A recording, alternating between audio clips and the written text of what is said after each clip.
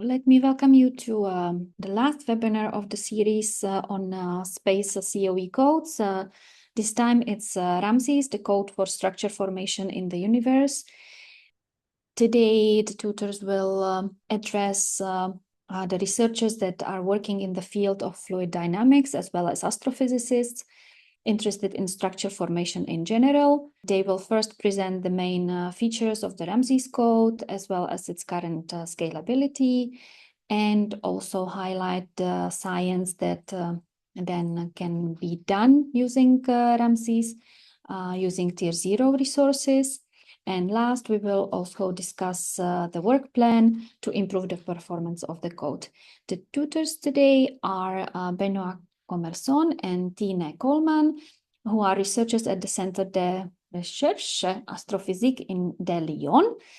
They are experts in numerical simulations of structure formation in the universe from star to planet formation. They also develop modules for radiative transfer and magnetohydrodynamics and cosmic rays propagation in the RAMSES code. So thank you very much for coming today. And Benoit, Tine, I'm not sure who's starting, but the floor is yours. Thank you. Good. So good afternoon, everybody. So today, Tine and I will review the science that can be done with RAMSES, the method, and also some of the development we have done in the space project. We'd like also to thank people who are participating to this project here in Lyon. So Timothée is here also in the room with us. There are also people from Eviden who participated to the material we will present here. And also we would like to thank Romain Tessier for providing some material that we took from his lectures in this seminar. Okay, so the outline of the presentation is the following. So first we will introduce RAMSES and the science that we do with RAMSES. Then we will speak about the methods, so mostly about hydrodynamics and adaptive mesh refinement. And then we will present the work we have done in space about the scalability and the numerical developments in RAMSES. So for the introduction, I let the floor to Tine. Yes, hello, thanks very much. So astrophysics is in general quite a hard problem to tackle for multiple reasons. First of all, astrophysics is multi-scale.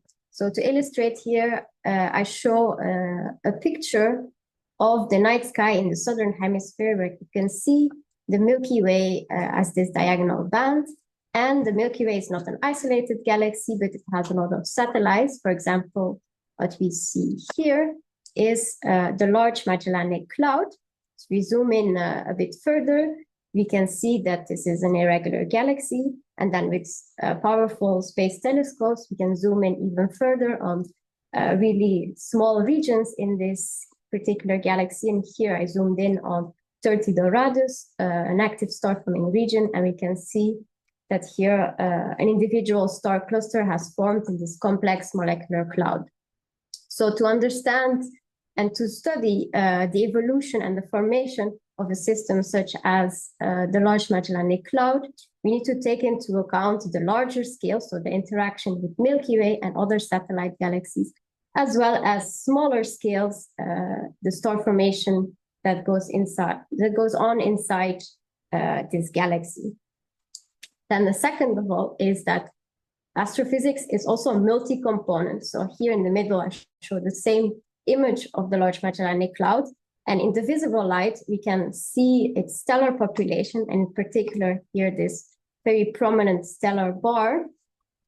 But if you look at other wavelengths, we can see also the other components. On the left, I show an image of the atomic gas in this galaxy, and you see the structure of the gas is completely different as the one from the stars. And in the infrared on the right, you can also see the dust in this galaxy. And in general, galaxies are embedded in dark matter halos, which are invisible, but whose influence can be traced usually indirectly with its effect on the gravity.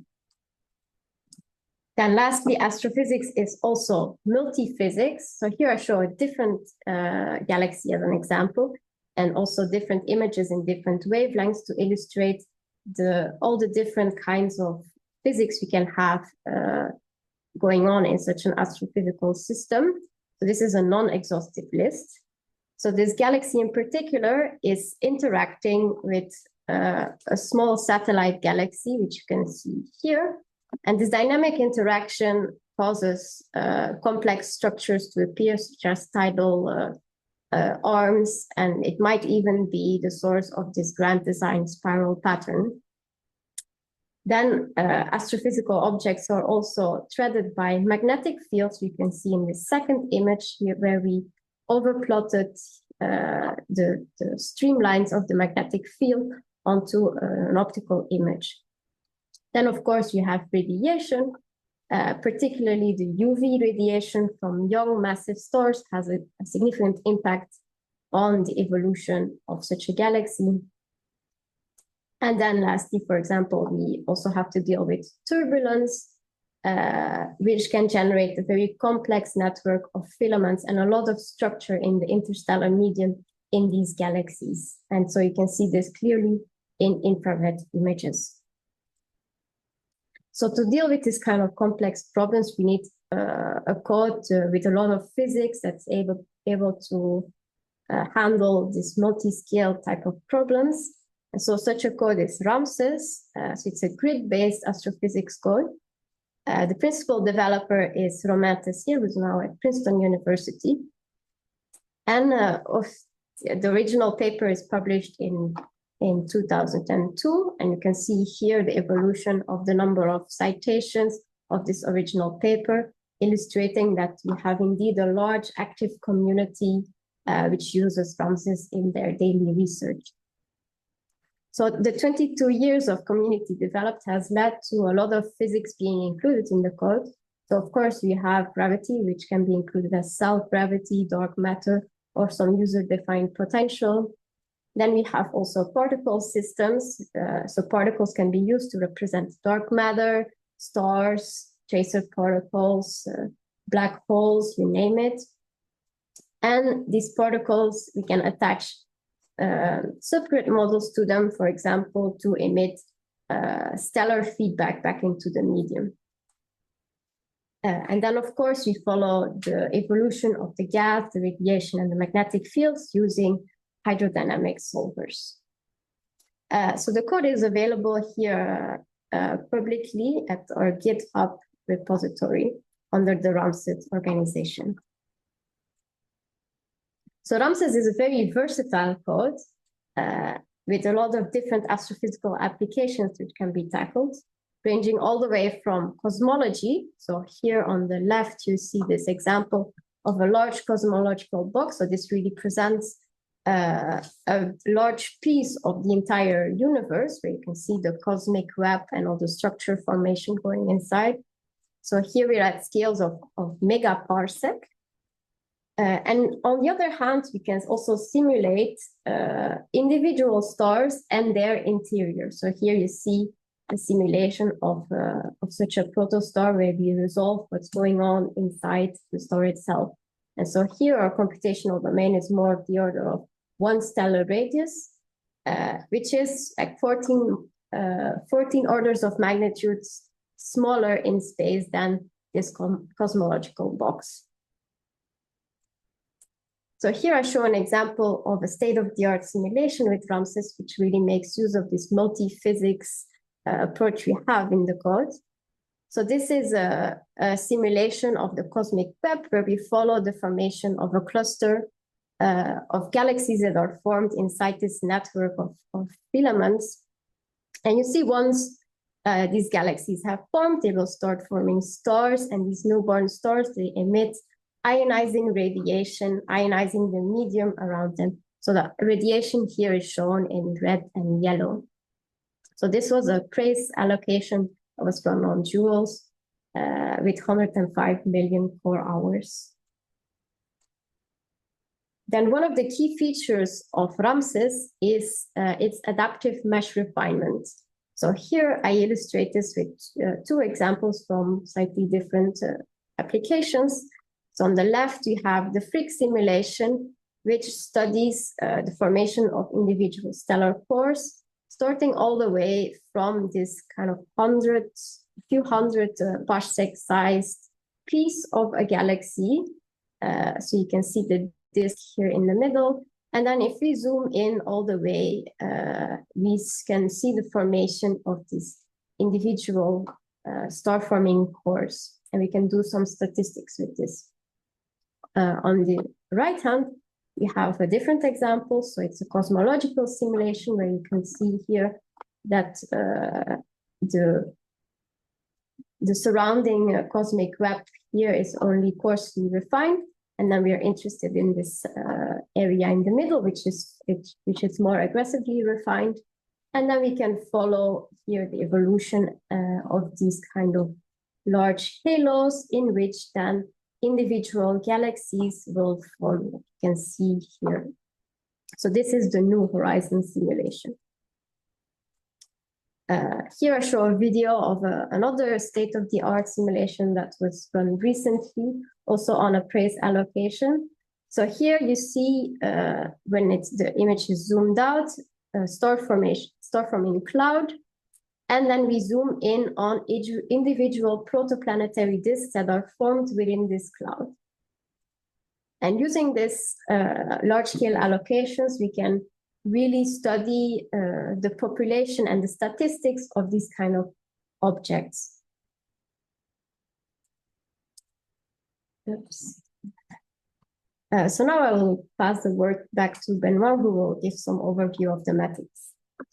Okay, so we will now review the method. So we will go first from finite volume, then speak about adaptive mesh refinement, and then some of the specificity of RAMSES, namely adaptive time stepping, domain decomposition, and vectorization. So first, so RAMSES integrates the Euler equation, so written in their conservative form. So you have here the conservation of mass, momentum, and total energy. So this system can be rewritten in this canonical form, where you have here the divergence of flux and some source term, which can represent, for instance, the gravity. So here, U, the vector U, represents the conservative variables, so density, momentum, and total energy.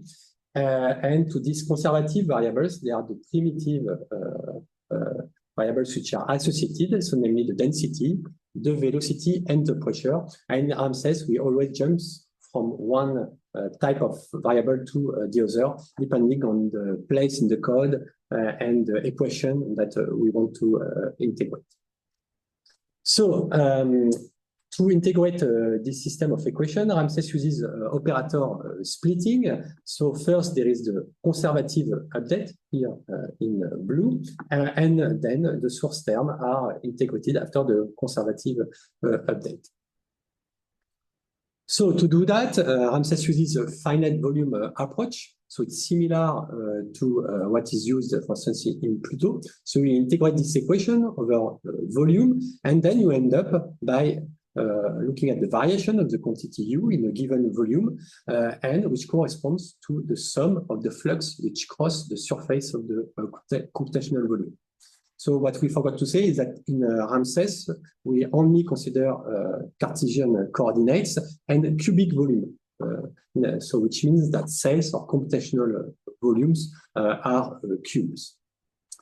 So when you discretize this equation, this boils down to solve this type of equation where you get the updated value of the vector U by summing the flux across the cell faces.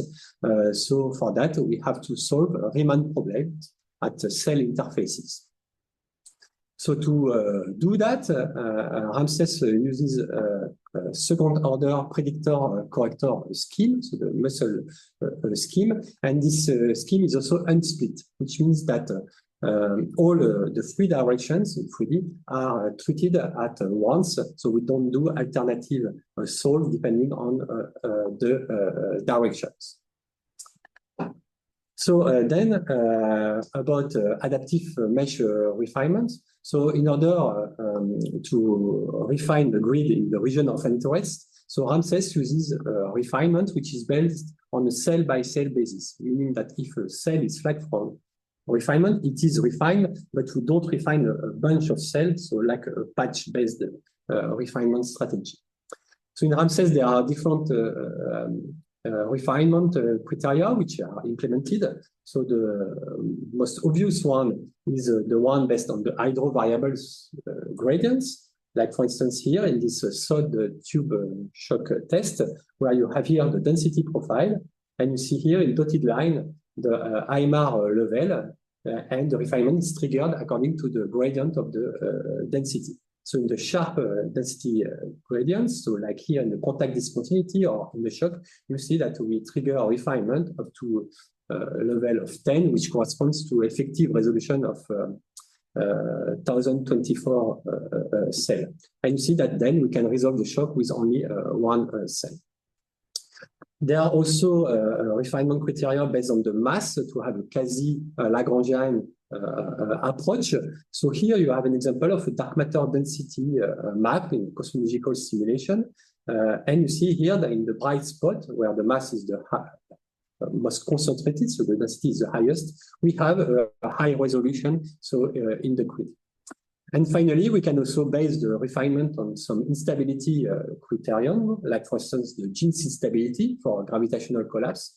So the Jeans length, which scales as the inverse of the square root of the density. So as density increases in the collapse, then the size of the mesh has to decrease in order to resolve this instability, gravitational instability. So you see here a density map in a collapsing dense core, and you see that the high density region are associated to a high resolution.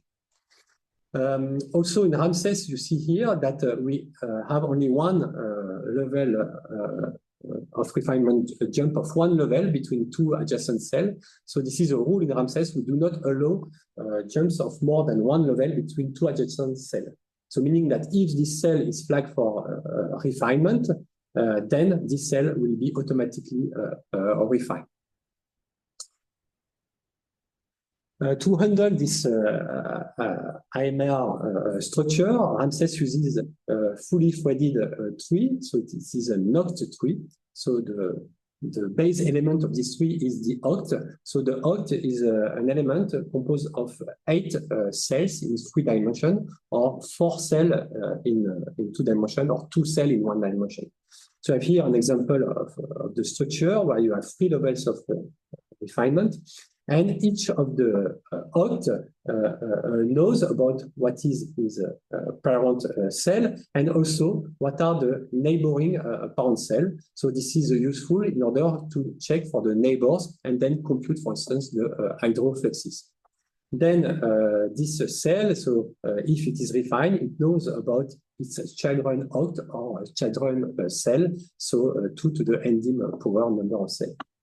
So in RAMSES, there is only 2 types of cells. So the leaf cells, which are the active cells, so which are not refined. So this is the one where we compute the evolution of the hydro quantities.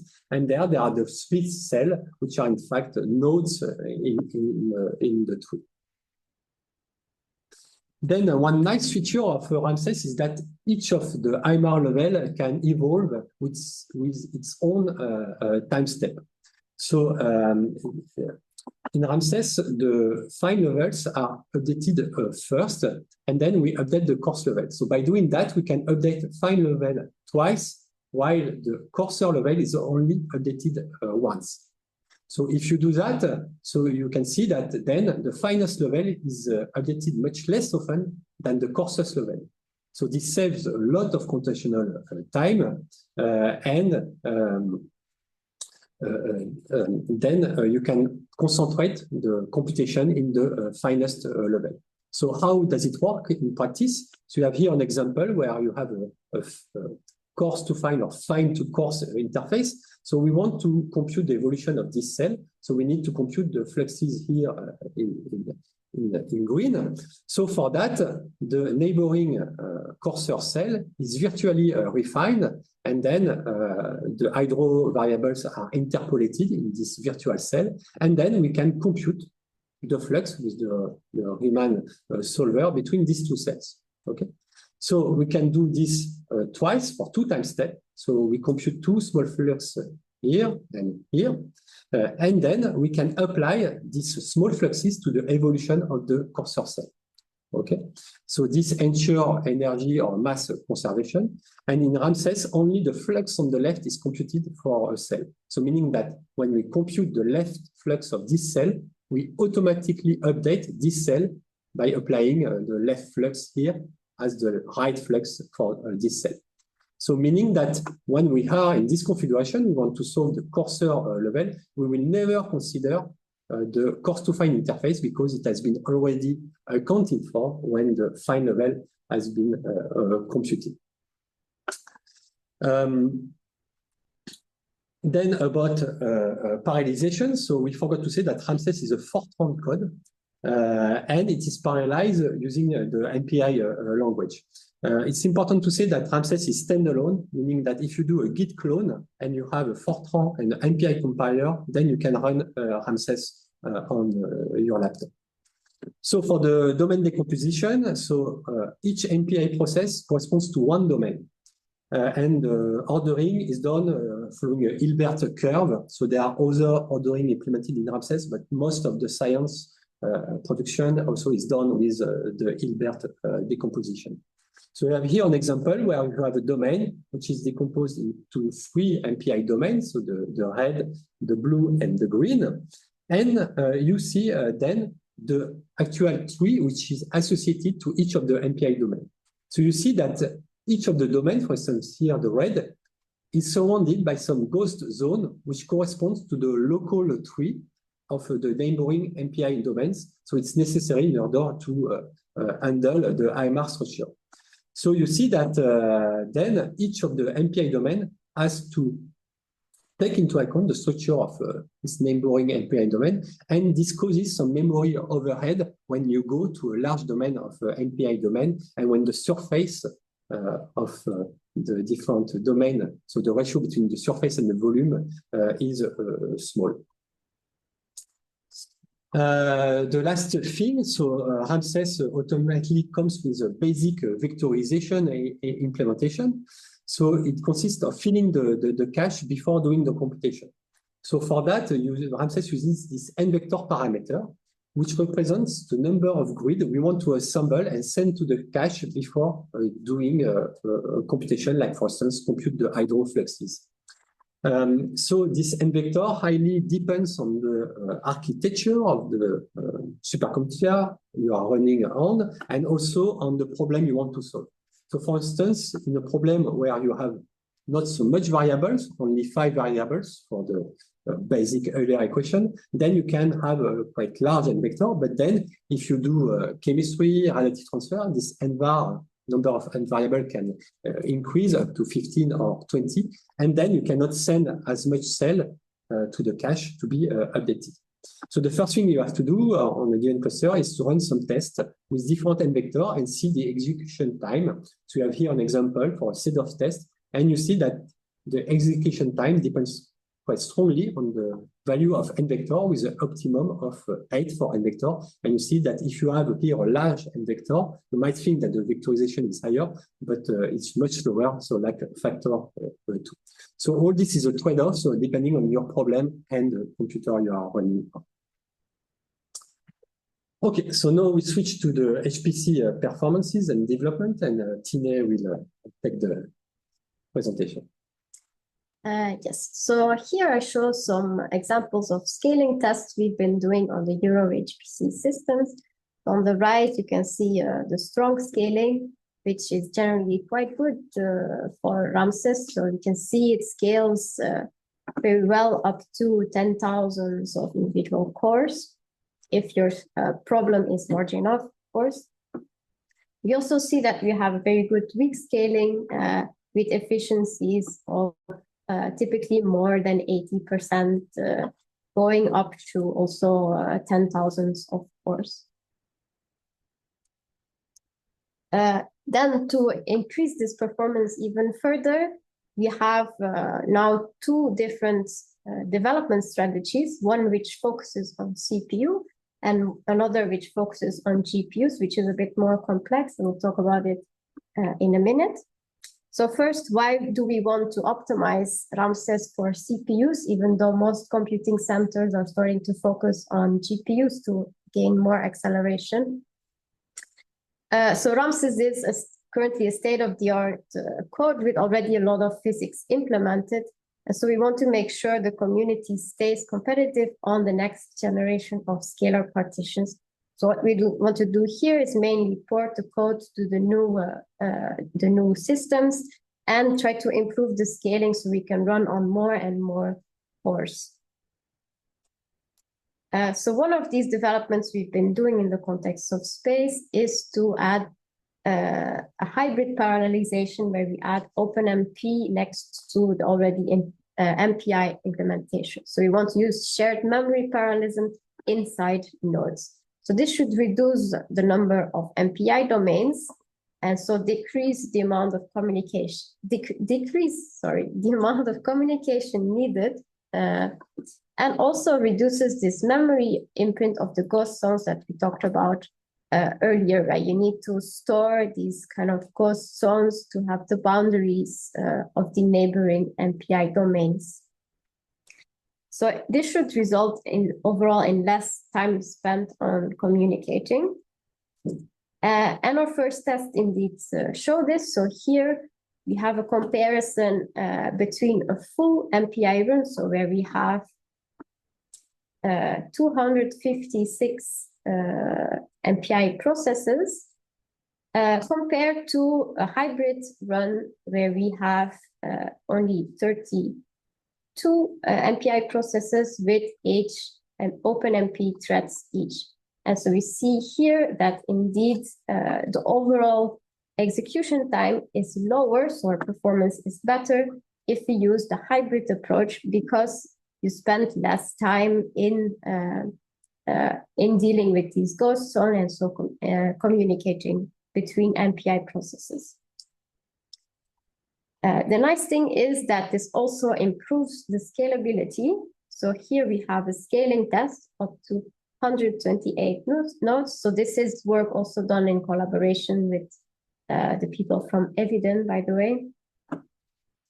So here we have our run with 32 MPI processes, and each have 8 threads in blue here.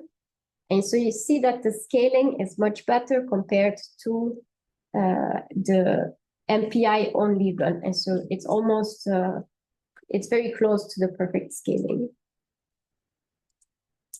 And so now we're working on extending this also to the other parts of the code because this is only done in the main hydro loop. And so we want to also extend this to other physics modules.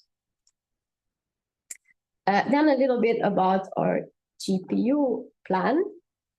So there have been previous attempts to port RAMSES to GPUs, but the structure of the code and the way the adaptive mesh refinement is implemented is simply not suited for a direct port because you have to do too many communications between CPU and GPU, and the individual computing entities, so our OCTs, are too small to benefit from the large factorization on GPUs.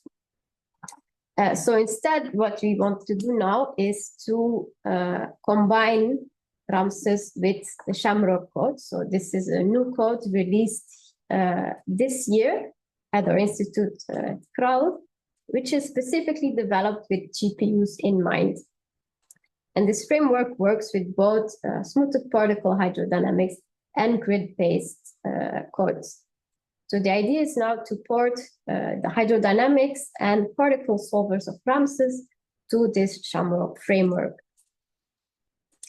And so Shamrock is implemented in C++ and with SYCL. It uses a binary tree for very fast tree building and searching. And here is an example of a scaling test run on Adastra to more than 2,000 GPUs. And so we see so here we have a number of particles that can be processed per second. We see that this increases nicely if you add more computational resources. So these bottom curves are the cases with smoothed particle hydrodynamics.